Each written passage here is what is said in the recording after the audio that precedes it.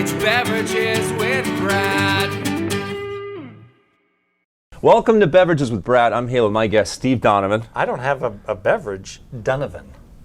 Oh. Spelled Donovan, pronounced Yeah, Donovan. show's over. Thanks for watching, everybody. I'm uptight. Welcome to Beverages with Brad. Welcome to Beverages with Brad. I'm here with my guest, Steve Donovan.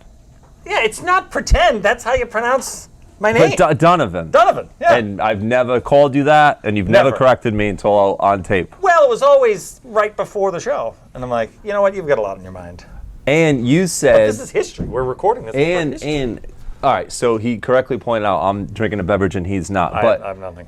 But correct me if I'm wrong. Did I not offer to bring you a beverage? No, you did, but I just don't like coffee, so I thought you were just kidding. I didn't know that the show was Beverages with Brad. We'll just call it Beverage with Brad. The coffee shop. You have one beverage. The coffee shop offers other beverages. A tea. Well, I'm a Warwick guy. I don't know what happens in Cranston.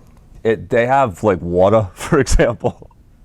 I wouldn't trust the tap water in Cranston, but we sell bottled water. No, here. I'll sip from the Bud Long pool if I have to. Bud Long pool. That sounds lovely. So, anyways, we're orange. We're on stage, and John is underrated. I haven't done an episode in a while because, believe it or not that many millions of people watch this show. But you re-inspired me, my friend. Here's the deal, Brad. It's not because millions of people. It's for the joy of doing it. Are you joyful right now? And to talk nonsense about stand-up comedy is joyful. Do you feel joyful? I really do. I don't know if I'd say I feel joyful, but... I could have done more sit-ups before. I feel like something's happening over here. The direct shot might hide it better. That's giving you like the pregnant side view. It's a pregnant pause is what it is. How about this? Right next door, Sonia's, Near East. Mm-hmm. Have you ever been? No. The atomic bomb sub. I'm a man of peace, but I love the atomic bomb. Oh wait, no, I think I have had that. I have had a sandwich there. I haven't had the atomic bomb, but I have had a sandwich there. Yeah. The sandwiches are great, and they're not even paying us to advertise, which is actually kind of bullshit. But anyways, so we were at a show Friday night with this gentleman. Club Jokes. Club Jokes, everyone's favorite. favorite. Of Coventry. Yeah. It's not a comedy club, no competition. It's a hall for people who are close to death. But also the home of, because the guy told me ahead of time, hey, if you're not doing anything tomorrow, we're going to have the top 35 horseshoe pitchers in the world. Holy shit. Which begs the question, what other communities, I mean, there's how many countries in the world, 181? Yeah. Like, is Nepal sending people over? Is Kuala Lumpur? Horseshoes, huge in Kuwait. Oh! So good. So we're at the show. That's true. And I was, pre-show miserable as usual, but well, I happened to... You have a lot of things on your mind. I do. I always do, I'm a complicated soul. Right. I was telling you that Patrice O'Neill is my favorite comedian. And you began to tell me how that you worked with him. You worked with him twice? I know there was a couple stories there. There was a couple stories, but I don't know how many times I worked with him, but larger than life figure. And that's not a fat joke. I mean, he's a big dude. But, he was a very, very large fellow. An outsized personality. I lived in New York from 96 to 03. Okay. And pursuing your dreams? I was pursuing my dreams. Look where it ended up. Yeah. Like, totally worth that. He's not even wearing pants. I start doing stand-up in the summer of 98. And in November of 99, I get passed at the comic strip. And so in that time leading up to that, I got friends with these two guys, and we were running around the city wherever there could be a show. Right. And so not long after that, they get passed at the Comedy Cellar. So you audition in front of the booker. Okay. And the booker says, okay, you can join the stable of acts that we'll pick from to make the schedule every week. So, so at least with the comic strip, there would be one show every night, Sunday to Thursday, and then Friday, Saturday, there'd be 3 separate shows each night. Okay. And so from Sunday to Thursday, you would either be booked on the show or you would be eligible for late night, meaning after 11 o'clock, as long as there was an audience, then you could sign up after the last scheduled person, and they would just keep doing a new comic every 15 minutes and for as long as there was people there. So my friends Tony and Sherrod get passed at the Cellar, and so with the strip, we had hung out every night before we got passed, just so they would know, like, we're going to be here. So this is what I want to do, and this is where it happens, so we're just going to stay and soak up everything we can and be around the famous people that are doing it and try to sneak on if somebody doesn't show up or whatever, and then you can get some stage time. So the Cellar is now the biggest club maybe in the country. Right. And so it is an actual cellar. You're downstairs to perform, and then the same people that own the Olive Tree upstairs from. Okay. So you're on stage 15 minutes, and then you come up and you're hanging in the back. Right. And now it's very strict. If you are not a comedian of that club, you cannot sit in any of those tables. Okay. So it's a big deal to be able to sit at the table. Very much so, because, And that's everyone a table, is coming through there. and that's the table you set at where Patrice comes and insults everybody, right? That's the famous table everyone always talks about. So it's in the very back, and there might be 2 tables, and then the door that takes you downstairs to get on into the club. So there's a closed circuit TV over the bar, so you're watching and you can't hear it, but you can see who's on and where the order is, and then so. The club goes all night.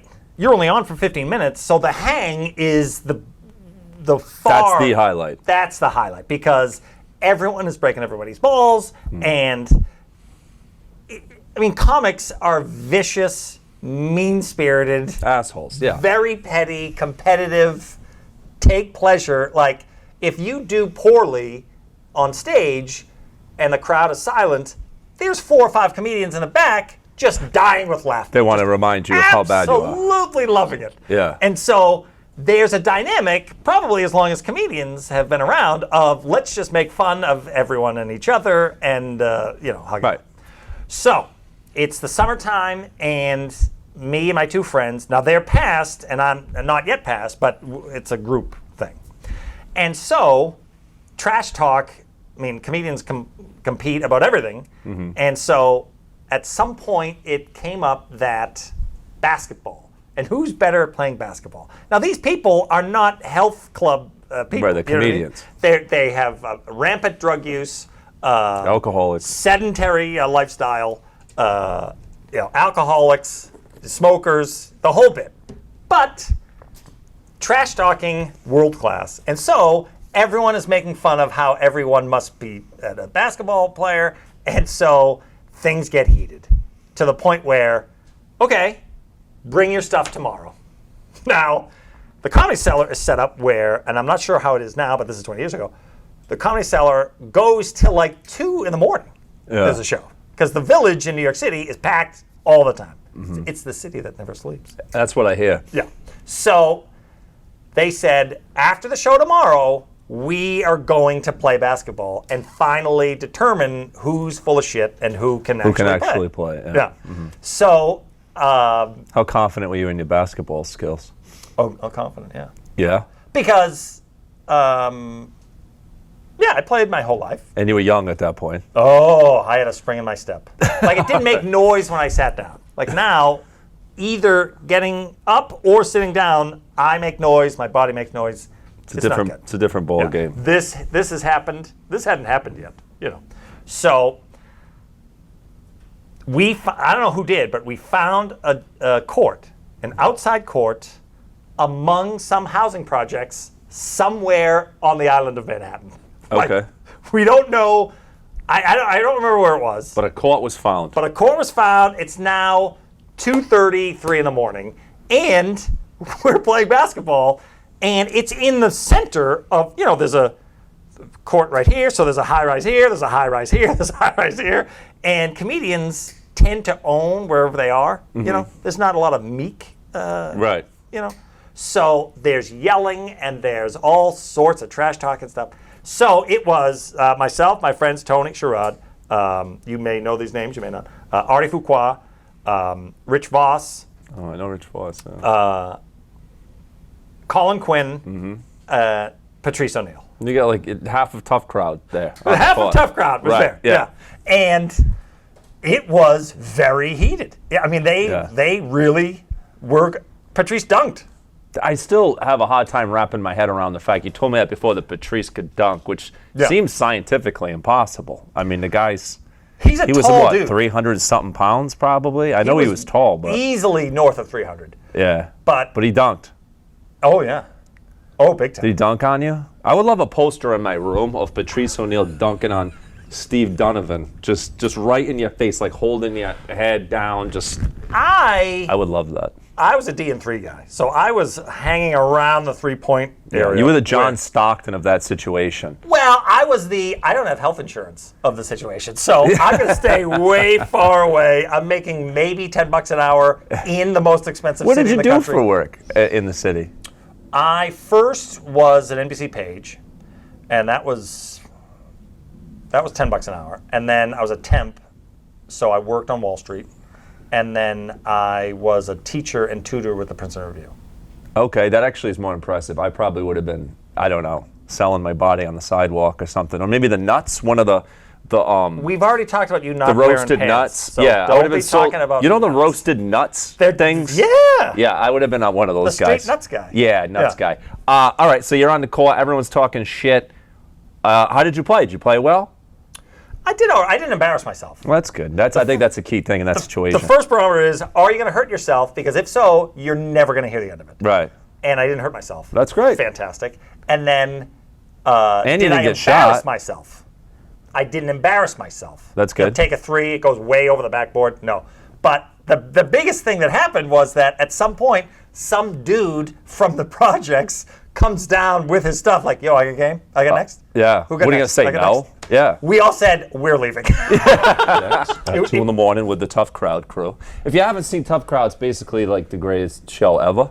I think the world needs that show with that cast right now. It was hosted by Colin Quinn, who was very underappreciated as a Weekend Update anchor, for my money. He was a Weekend Update anchor immediately after Norm Macdonald got fired for making the O.J. Simpson jokes. Which is great. So he had big shoes to fill. Yeah. And decidedly different vibe than Norm. So to me, hysterically funny. So like it ends, it's like 3:30 in the morning.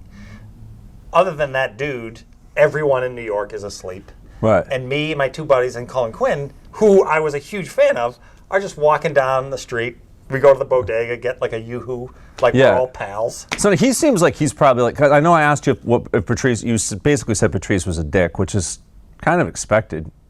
You didn't say the word dick, but that's what it seemed like you were saying. He was an angry dude, and he had no patience for people that he deemed beneath him in terms of comedy or whatever. I'm going to go on a limb and say you were one of those people. Oh, yeah. Oh, sure. Because at that point, I was working maybe 2 clubs. Do you remember anything specifically he said to you? He would tease me because I looked like the guy that booked the strip. He's dead now, Lucian. Okay. What was his name? And, look at this fucking Lucian coming in. Which some people he just ignored. Well, at least you got insulted. That's nice. So that's nice. That's nice. We were driving from New York to Boston, and I forget the exact setup.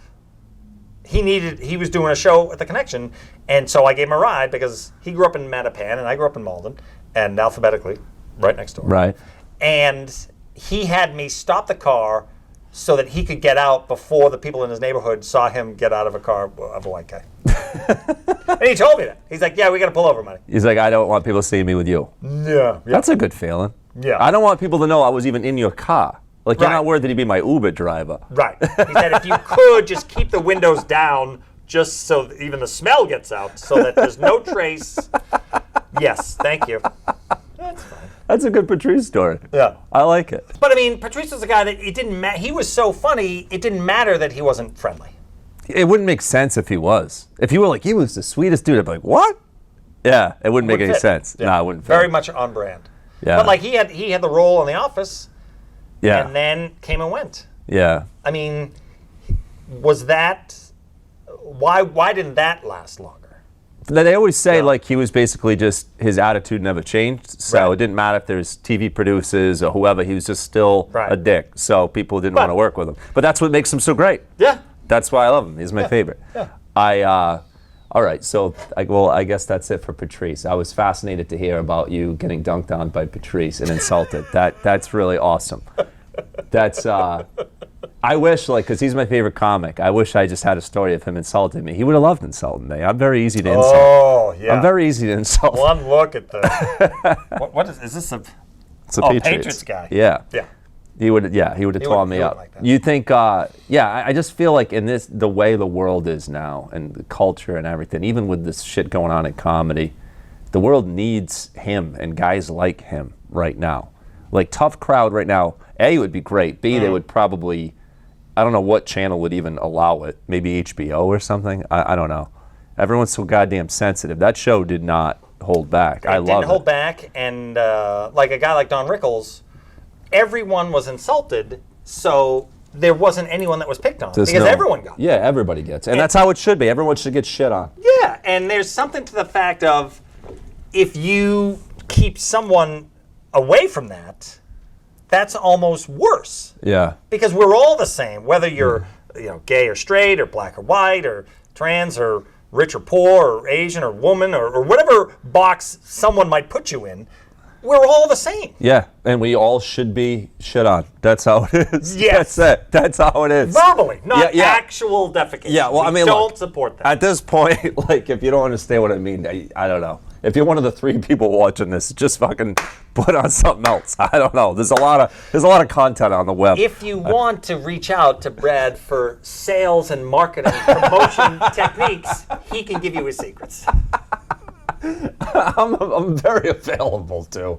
I'll work cheap, man. I really will. You have what I don't have. Beverages with Brad. A Comedy Park softball shirt. I do have a shirt. I do. Handsome. I do. Fantastic. I just happened to be in Mike's shop when he was printing them. Yeah. That's how I got it. Oh, really? Yeah. Fantastic. I get connections. You know what I mean? I love it. Before we leave, I have to ask you, just real quick, about your hate. I know you hate birds a lot. You have That's my latest joke. You really don't like birds. No. I have to ask, though, what about penguins? I think they're silent. Are penguins silent? No, they make a noise, right? Give me a penguin noise. What do they do? Where's Ed Brady when you need him? He would know what a penguin makes for a noise. He would know. My issue with the birds is the noise. So if you're a silent bird, I'm just thinking. I love Larry Bird. He makes noise, though. I love the Family Guy "Bird is the word," scenes. Bird. But I just figured, do you consider a penguin a bird? No. That's what I mean. Do you realize how fucked we would be if the birds just decided to attack us? We would not stand a chance. I mean, there's plenty of people that have guns in this country. Right. However, it's a lot of birds. Are they good marksmen and markswomen? Maybe not. And 2, there's millions, and if every bird just decided, you know what, fuck these people, and they dive bombed, we would get pecked to death. Hopefully they're not listening, because they might get some ideas. How about an ostrich? Consider that a bird? Ostrich. Do you consider that a bird? Oh, I do. Yeah, that's the biggest bird in the world. They don't fly, though. How can you be a bird if you can't fly? No, the ostriches can fly. A little bit. Like a hop. They hop? Yeah. James, what kind of noise does a penguin make? I think they do like a Do that again? Like a That's what a penguin makes. Yeah. Does it still bother you or no? I like penguins. That's fine. You know why? They're dressed formal. That's respect. They are. They're very respectful. Unlike me, I'm wearing shorts. He doesn't have any pants on. Listen, thank you for doing Beverages with Brad. This is the comeback show. This is Elvis in '68. This is going to relaunch your career in radio, I'm sure, somehow. Here's the thing. I woke up at 3:30 in the morning for 18 years. Did you wake up at 3:30 today for Beverages with Brad? That's why I looked fit and trim. Ready? Well, maybe not. You wore pants, at least. B101, if you're watching, this guy's available. Give this guy a job, for God's sake. He's a hell of a guy. All right, thanks for doing the show. Thank you. Appreciate it.